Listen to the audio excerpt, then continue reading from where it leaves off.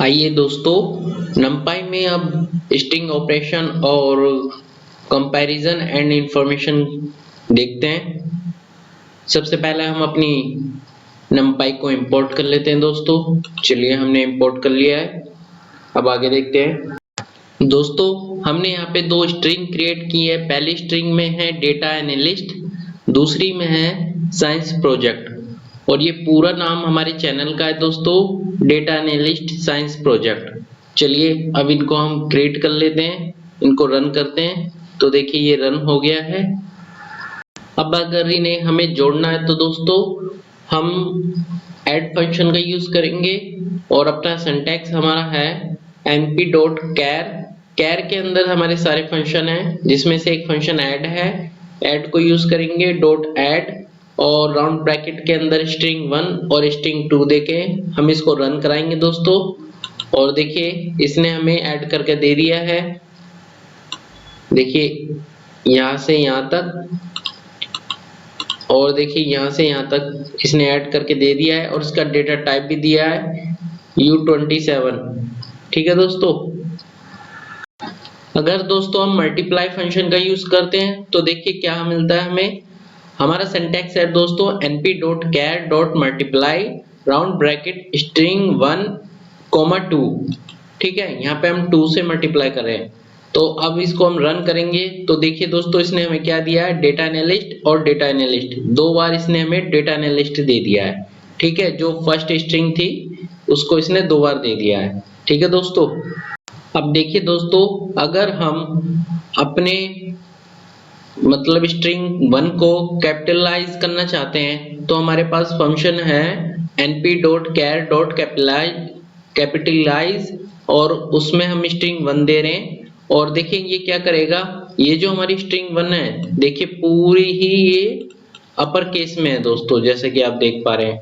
अब देखिए, अब हम इसको रन करेंगे तो ये क्या करता है, तो देखिए इसने फर्स्ट लेटर को कैपिटल कर दिया, बाकी को स्मॉल कर दिया है। ठीक है, ये इसका काम है दोस्तों। अब देखिए दोस्तों, अगर हमें अपनी स्ट्रिंग को जो कि देखिए कैपिटल लेटर में है, स्ट्रिंग 2 जो कि हमारी पूरी कैपिटल लेटर में है, अगर इसको हम लोअर केस में बदलना चाहते हैं तो कैसे करेंगे। हमारा सिंटैक्स है दोस्तों np.char.lower और राउंड ब्रैकेट में हमने दे दिया स्ट्रिंग 2। और इसको जब हम रन करेंगे तो देखिए इसने इसको स्मॉल लेटर में यानी कि लोअर लेटर में बना के कन्वर्ट करके दे दिया है। ठीक है दोस्तों। और अगर आपको इसे अपर लेटर में ही बनाना है तो अपर लेटर का फॉर्मूला यूज कर लीजिए दोस्तों। तो np.char.upper string 2 इसको रन करते हैं तो देखिए इसने अपर में दे दिया है। ठीक है दोस्तों।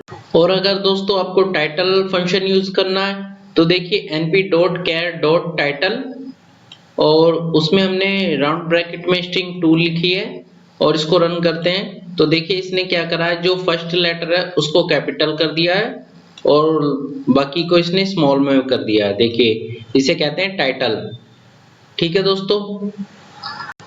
अगर हमें हमारी स्ट्रिंग को सेंटर में लाना है तो हम सेंटर फंक्शन का यूज करेंगे।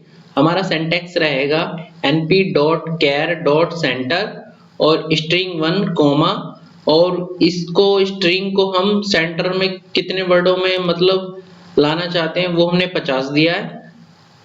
50 कैरेक्टर होने चाहिए और जो बाकी के बचे हैं कैरेक्टर है उनको फील केयर =* से फील कर दिया है। चलिए इसे रन करके बताते हैं। तो देखिए दोस्तों, हमने ये टोटल 50 कैरेक्टर दिए हैं जिनके बीच में ये आ गया है डेटा एनालिस्ट। ठीक है दोस्तों।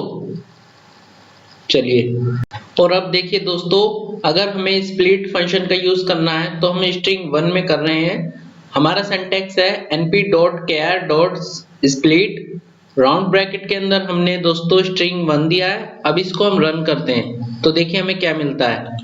तो देखिए इसने एक लिस्ट में दोनों कैरेक्टरों को डेटा को अलग कर दिया है और एनालिस्ट को अलग दिया है। तो इसने दोनों को स्प्लिट कर दिया है। ठीक है दोस्तों। और इसका जो डेटा टाइप है वो ऑब्जेक्ट दिया, देखिए। ठीक है दोस्तों। स्प्लिट लाइन का यूज करना देख लेते हैं। देखिए हमारे पास एक वर्ड है हेलो वर्ड, जो कि /n से जुड़ा हुआ है। तो अब हम इसको रन करेंगे। देखिए हमारा फंक्शन इस तरह से है, मतलब हमारा जो सिंटैक्स है np.char.splitLine, तो ये यहाँ से इसको, जहाँ पे ये /n है, यहाँ से इसको स्प्लिट कर देगा। तो देखिए इसको जब हम रन करते हैं तो इसने हमें स्प्लिट करके दे दिया, हेलो अलग कर दिया है और वर्ड अलग कर दिया है। ठीक है दोस्तों अब हम ज्वाइन फंक्शन का यूज देख लेते हैं। देखिए उसके लिए मैंने string 4 और string 5 यहाँ पे क्रिएट कर रहा हूँ दोस्तों। इसको मैं रन कर देता हूँ। देखिए ये रन हो गया है। अब देखिए यहाँ पे मैंने जो सिंटैक्स लिखा है np.char.join और राउंड ब्रैकेट के अंदर दोस्तों मैंने स्क्वायर ब्रैकेट दिया है, उसके अंदर मैंने कॉलन लगाया है जो इन्वर्टेड कॉमा के बीच में है, फिर एक कॉमा दिया है, फिर दूसरा मैंने ज्वाइन लगाया यहाँ पे जो कि इन्वर्टेड कॉमा के बीच में है, जो कि बैक स्लैश वाला जो होता है ना, वो मैंने लगाया है। और उसके बाद मैंने अपनी स्ट्रिंग दी है यहाँ पे दोस्तों, मतलब अपना जो str4 और str5 में है वो डेटा इसमें मैंने दिया है और इन्वर्टेड कॉमा के अंदर दिया है दोस्तों। अब मैं इसको रन कर रहा हूं तो देखिए क्या मिलता है हमें। तो देखिए इसने जो पहला वाला था, पहले वाले को इसने कॉलन से फिर सेपरेट कर दिया है, देख रहे हैं आप, और जो सेकंड वाला था उसको बैक स्लैश से सेपरेट कर दिया इसने। ठीक है दोस्तों, इसका काम ही यही होता है दोस्तों कि ये ईच कैरेक्टर को सेपरेट कर देता है सेपरेटर की तरफ, मतलब ये हमारे सेपरेटर होते हैं तो सेपरेटर की सहायता से इन्हें अलग कर देता है। ठीक है दोस्तों, आइए दोस्तों रिप्लेस फंक्शन का यूज देख लेते हैं।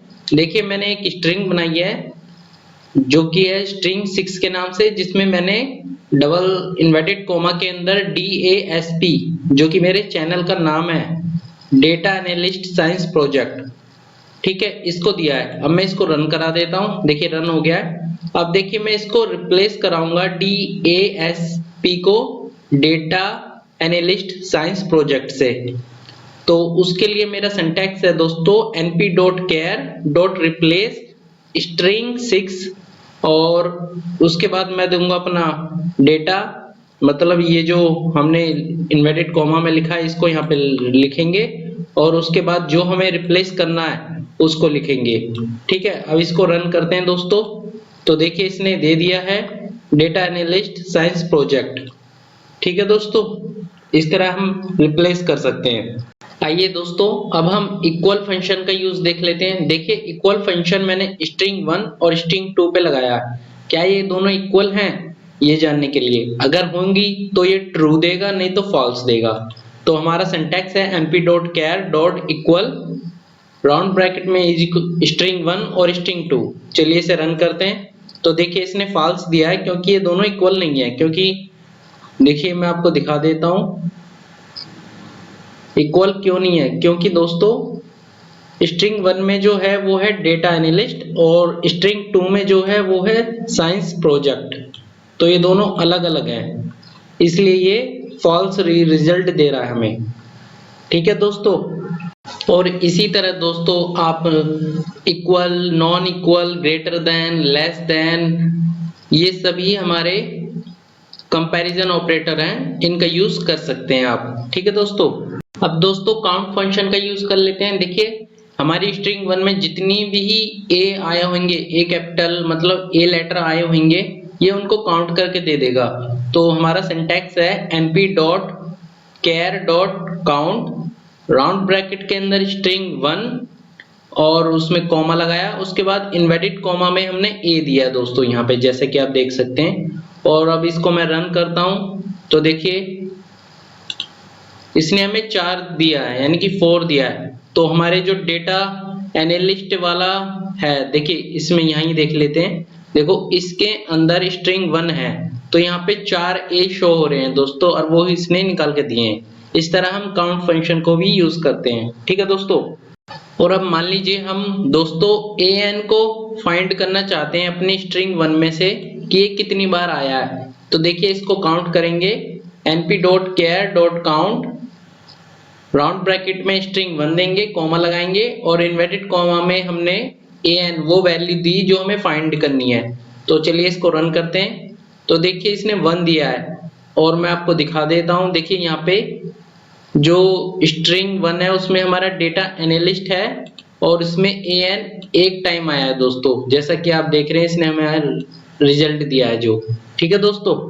अब दोस्तों हम इंडेक्स फंक्शन का यूज करके किसी भी वर्ड की पर्टिकुलर पोजीशन पता कर सकते हैं। देखिए जैसे कि स्ट्रिंग 1 में मैं y की पोजीशन पता करना चाहता हूं, तो मैंने अपना सिंटैक्स लिखा np.char.index, राउंड ब्रैकेट में मैंने अपना स्ट्रिंग 1 दिया है, एक कॉमा लगाया है और इन्वर्टेड कॉमा के अंदर मैंने y दिया है और इसको मैं रन करता हूं। तो देखिए ये 9वीं पोजीशन पे है। अब चलिए मैं आपको दिखाता हूं ये कैसे आई है और मैं इसको रन करता हूं। तो देखिए दोस्तों अब मैं इसको गिनता हूं, डी से स्टार्ट करता हूं, 1 2 3 4 5 6 7 8 और 9, यानी कि y जो है, जो इनने इंडेक्स नंबर दिया है वो 9 पे है। ठीक है दोस्तों। इसी के साथ दोस्तों हमारा numpy का मास्टर क्लास कोर्स कंप्लीट होता है। Thank you for data analyst science project की तरफ से। ये हमारा यूट्यूब चैनल है, लाइक शेयर और सब्सक्राइब कीजिए। और जितना भी हमने इस numpy ट्यूटोरियल में पढ़ा है दोस्तों, ये हमारा डेटा एनालिस्ट और डेटा साइंटिस्ट दोनों के लिए इनफ कोर्स है दोस्तों। इसमें आपको दोनों ही फील्ड का मतलब नॉलेज हो जाएगी। Okay, thank you.